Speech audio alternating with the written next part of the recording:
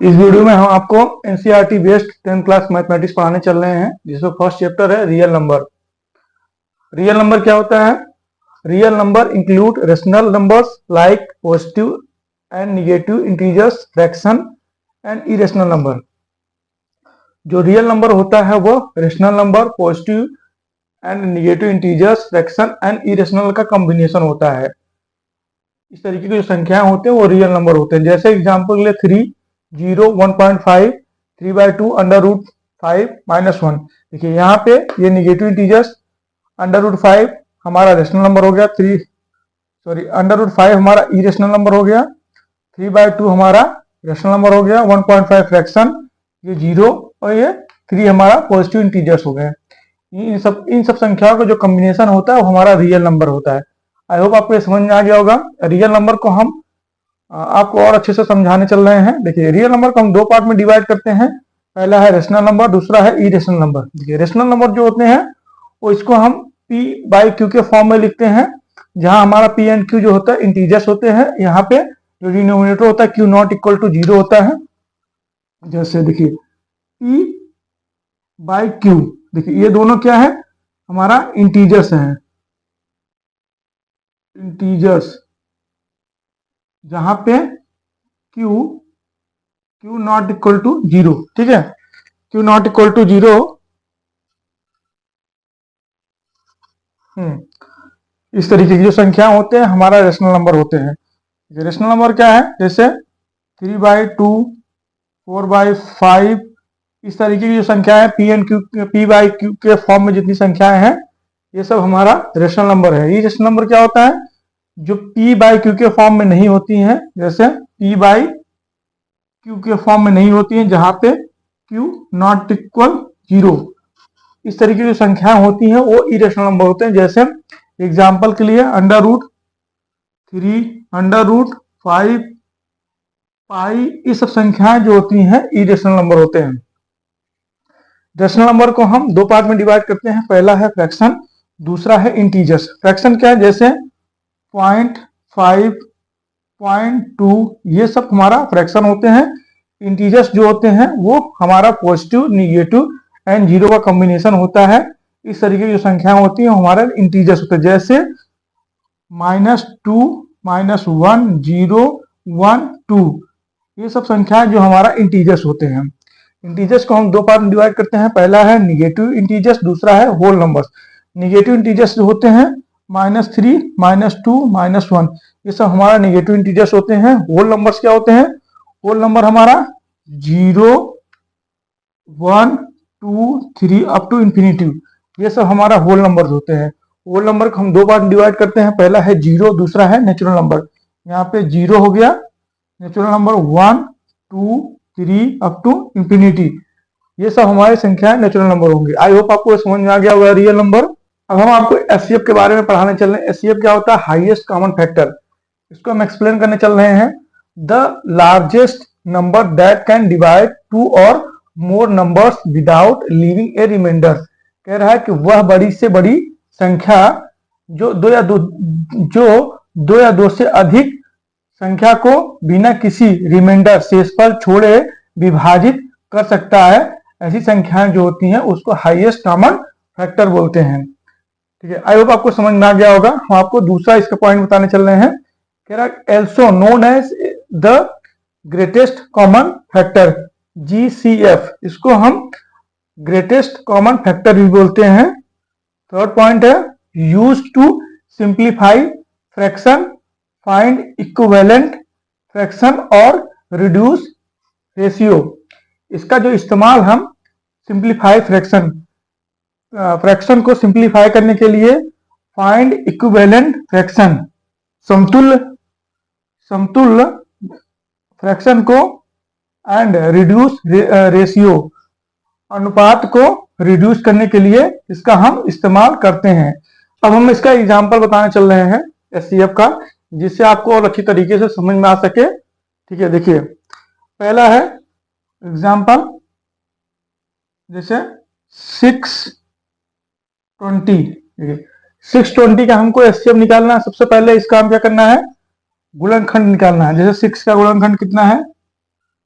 2 3, 20 का कितना हो जाएगा हमारा 2 2 5। ये हमारा हो गया 20 का गुणनखंड, इसका हो गया 6 का हो गया 2 एंड 3। इन दोनों में कॉमन क्या है, हाईएस्ट कॉमन फैक्टर क्या है 2 है, तो इसका जो है एचसीएफ कितना हो जाएगा HCF 6 एंड 20 का हो जाएगा 2। आई होप आपको समझ में आ गया होगा एग्जाम्पल। हम दूसरा एग्जाम्पल आपको बताने चल रहे हैं। जैसे सेकंड है, सेकंड 6 हो गया हमारा, 72 हो गया एंड 120। ठीक है, अब देखिए यहाँ पे हमारा 6 का गुणनखंड कितना हो गया, 6 हो गया 2 एंड 3। 72 का कितना हो गया, 72 का हो जाएगा हमारा 2 के पावर 3 मल्टीप्लाई 3 के पावर 2। ठीक है, और हमारा हो जाएगा 120 का हमारा हो जाएगा 2 के पावर 3 इंटू 3 इंटू 5। ये हमारा 120 का गुणनखंड हो गया। देखिए यहाँ पे क्या है, इन तीनों में देखना है कि हमारा 2 मल्टीप्लाई 3 यहाँ पे भी है, यहाँ पे भी, तीनों में ये दोनों हमारा 2 मल्टीप्लाई 3 जो है कॉमन है, तो इसका हाईएस्ट कॉमन फैक्टर कितना हो गया 2 मल्टीप्लाई 3 इज इक्वल टू 6। तो 6, इसका एचसीएफ कितना हो जाएगा 6 हो जाएगा, तो इसका एचसीएफ 6 72 120 का एचसीएफ कितना हो जाएगा हमारा 2 multiply 3 equal to 6। I hope आपको एचसीएफ समझ में आ गया होगा। अब हम आपको एलसीएम के बारे में पढ़ाने चल रहे हैं। एलसीएम क्या है, लोएस्ट कॉमन मल्टीपल। देखिए फर्स्ट पॉइंट क्या है, एलसीएम क्या है, the smallest number that can be divided by 2 और मोर नंबर। वह सबसे छोटी संख्या जिसको दो या दो से अधिक संख्याओं से डिवाइड कर सकते हैं, ऐसी संख्याओं को हम बोलते हैं एलसीएम। सेकंड पॉइंट क्या है, हम LCM also known as the least common divisor, इसको हम लीस्ट कॉमन डिविजर भी बोलते हैं एलसीएम को। थर्ड पॉइंट है, यूज टू ऐड और subtract fraction with different denominators और solve problems related to time intervals और साइकिल्स। हम इसका इस्तेमाल जो है विभिन्न डिफरेंट डिनोमिनेटर मतलब भिन्न भिन्न हरों के जो फ्रैक्शन दिए होते हैं उनका सब्ट्रैक्ट मतलब कि जोड़, ऐड और सब्ट्रैक्ट, जोड़ और घटाना, और दूसरा क्या है, solve problem related to time interval समय अंतराल और चक्रों साइकिल संबंधित प्रॉब्लम को सॉल्व करने के लिए हम एलसीएम का इस्तेमाल कर सकते हैं। देखिए आई होप आपको ये समझ में आ गया होगा। अब हम इसका एग्जाम्पल बताने चल रहे हैं एलसीएम का। देखिए इसका एग्जाम्पल क्या है,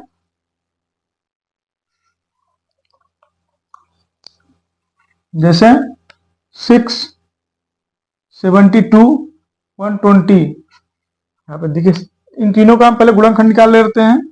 6 का हो गया 2 मल्टीप्लाई 3, 72 का हो गया 2 के पावर 3 और 3 के पावर 2, और यहाँ पे 120 का हो गया 2 के पावर 3 इंटू 3 इंटू 5। ये हमारा 120 का गुणनखंड हो गया। देखिए यहाँ पे हमें ध्यान देने की बात है कि इन तीनों में जो भी नंबर है उनका सबसे जो हाईएस्ट पावर है, जैसे यहाँ पे 2 के पावर 3 है, यहाँ पे 2 के पावर 3 है, तो इसको हम यहाँ पे कॉमन ले लेंगे, तो 2 के पावर 3 ले लिए। ठीक है, अब देखिए दूसरा नंबर क्या है हमारा 3 है, तो 3 यहाँ पे 3 का पावर क्या है 2 है, यहाँ पे 3 के पावर 1 है, यहाँ पे 3 के पावर 1, तो इसको हम लेंगे जो 3 के पावर 2 है। फिर यहाँ पे 5 है, तीसरा नंबर क्या है 5 है, यहाँ 5 का पावर 1 है, तो इसको हम यहाँ पे 5 को ले लेते हैं। अब इसको हम सिंप्लीफाई करेंगे, सिंप्लीफाई करने पे हमारा आ रहा है 3 60। तो क्या हो गया हमारा, यही हमारा एलसीएम हो गया। तो एलसीएम एलसीएम 672 120 इक्वल टू 360। देखिए अब इस जो हम इसको एक्सप्लेन कर रहे थे एलसीएम को, देखिए क्या कर रहा था, smallest number that can be divided by 2 और मोर नंबर्स। देखिए यहाँ पे सबसे छोटी संख्या वह संख्या है जिसमें हम 672 से डिवाइड करते हैं तो पूर्णतः ये डिवाइड हो जाता है 360। आई होप आपको ये समझ में आ गया होगा। आपको हम दूसरा एग्जाम्पल बताने चल रहे हैं। दूसरा एग्जाम्पल है 620। देखिए सेम 6 का गुणनखंड हो जाएगा 2 3 और 20 का हो जाएगा 2 2 5। इसको हम सिंप्लीफाई करके लिख सकते हैं 2 की पावर 2 का स्क्वायर इंटू 5। देखिए यहाँ पे देखिए हमें देखना है कि यहाँ पे 2 का सबसे हाईएस्ट पावर क्या है इन दोनों में, 2 का स्क्वायर। तो यहाँ पे हम ले लेंगे इसको 2 का स्क्वायर। तीसरा नंबर है 3 को ले लेते हैं यहाँ पे, दूसरा है 3, तीसरा है 5, तो 5 को ले लेते हैं। इसको सिंप्लीफाई करेंगे तो हमारा हो जाएगा 60। तो क्या हो गया, 2 और 20 का जो एलसीएम हो जाएगा 60 हो जाएगा। तो यहाँ पे देखिए सेम इस जो इसका डिफिनीशन था उसके अकॉर्डिंग क्या है, इस 60 जो है इन दोनों 6 और 20 से पूर्णतः डिवाइड हो जाएगा। तो मतलब कि वह सबसे छोटी संख्या जो 2 या 2 से अधिक संख्याओं से पूर्णतः डिवाइड हो जाती है वही उन संख्याओं का एलसीएम होता है। जैसे यहाँ पे हम आपको दिए हैं 6 और 20 से 60 हमारा वह छोटी संख्या है जो इन दोनों संख्याओं से पूर्णतः डिवाइड हो जाता है। ऐसे यहाँ पे भी है 360 जो है इन तीनों संख्याओं से पूर्णतः डिवाइड हो जाता है, अर्थात तो वह छोटी से छोटी संख्या है जो इन दोनों दिए गए संख्याओं से डिवाइड हो जाते हैं। आई होप आपको एलसीएम समझ में आ गया होगा। अब हम आपको एचसीएफ और एलसीएम की प्रॉपर्टी बताने चल रहे हैं। देखिए फर्स्ट क्या है, द एचसीएफ ऑफ एनी 2 और मोर number is never greater than any of the given number. कह रहा है कि जो हमारा एचसीएफ होता है एनी 2 और मोर नंबर, 2 या 2 से अधिक संख्याओं का जो एचसीएफ होता है वो कभी भी दी गई संख्याओं से अधिक नहीं होता है। दूसरा क्या है, कह रहा है द एलसीएम ऑफ एनी 2 और मोर number is never less than any of the given number. कह रहा है कि 2 या 2 से अधिक संख्याओं का जो एलसीएम होता है वह कभी भी दी गई संख्या से कम नहीं होता है। देखिए अब हमको एग्जाम्पल के रूप में समझाने चल रहे हैं पॉइंट 1 और 2 को। फर्स्ट पॉइंट को हम समझाने चल रहे हैं आपको। देखिए फर्स्ट पॉइंट को समझाने चल रहे हैं, ये कह रहा है कि 2 या 2 से अधिक संख्याओं का जो एचसीएफ होता है वो कभी भी दी गई संख्याओं से अधिक नहीं होता। देखिए जैसे हमारा 672 120 है, इसका जो एचसीएफ होता है एचसीएफ 672 120 क्या हो जाएगा, 6 हो गया। ठीक है, इसका एचसीएफ कितना होगा, 6 हो गया। यहाँ पे देखिए कह रहा है कि 2 या 2 से अधिक संख्याओं का जो एचसीएफ होता है कभी भी उन संख्याओं से अधिक नहीं होता। देखिए यहाँ पे क्या है, इन दोनों संख्याओं से 6 क्या है, या तो 6 के बराबर है या तो इनसे कम है, तो इनसे अधिक नहीं है। आई होप आपको समझ में आ गया होगा फर्स्ट पॉइंट। सेकंड पॉइंट आपको बताने चल रहे हैं। देखिए अब हम इन दोनों का तीनों का जो है एलसीएम निकालेंगे। क्या है, एलसीएम 672 120 क्या हो जाएगा, 360।